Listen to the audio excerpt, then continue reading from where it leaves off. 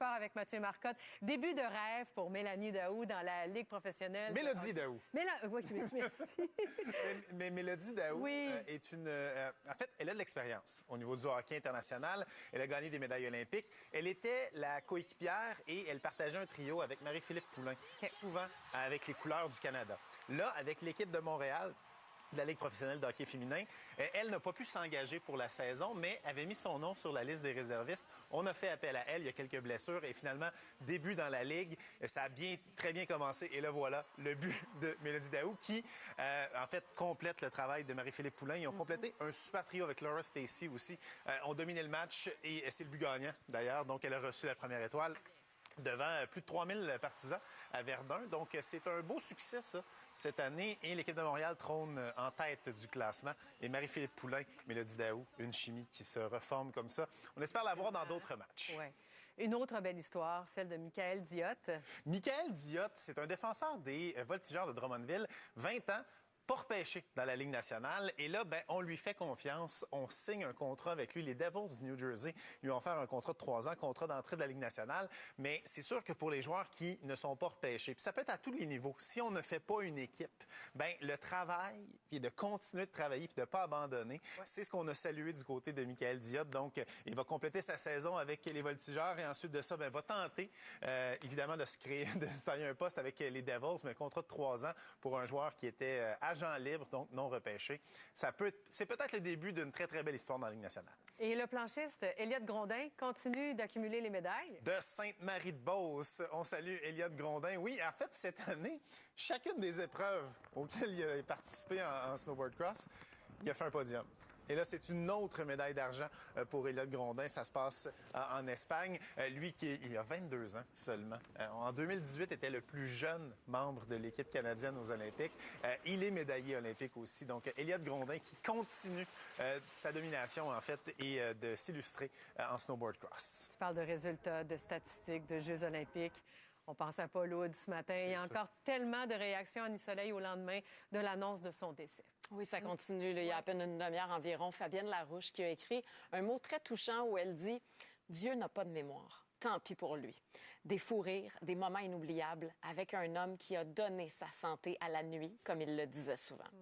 Tu as creusé une trace profonde dans nos mémoires, Paul. Et parmi les réactions qui étaient les plus attendues, il y a celle de Thérèse Parisien. Moi, j'arrêtais pas de penser à elle hier, tellement Thérèse et Paul ont été proches. En plus, Thérèse, c'était son anniversaire avant hier. Alors, imagine, ça va toujours porter cette marque-là, la marque du décès soudain là, de son grand ami, son collaborateur. Ils travaillaient ensemble à la radio depuis le début des années 90, Thérèse et Paul. Thérèse qui a écrit ce matin sur les réseaux sociaux: Parfois, le cœur se brise, la voix se casse et les mots nous manquent. Je dépose ça ici en mémoire de mon frère de cœur, complice et ami, Paul Oud. Mille merci à vous tous pour les centaines de mots réconfortants que vous m'avez fait parvenir. Vous dire à quel point c'est une relation qui était connue là, d'amitié. Il y a quelques minutes à la radio, au 98.5, où Paul Oud et Thérèse ont longtemps travaillé ensemble. Thérèse a dit, c'est probablement le frère que je n'ai jamais eu. Et avec l'équipe en ondes, ils se sont rappelés ensemble que la définition du bonheur de Paul Oud, c'était les petits moments d'accalmie entre deux zones de turbulence.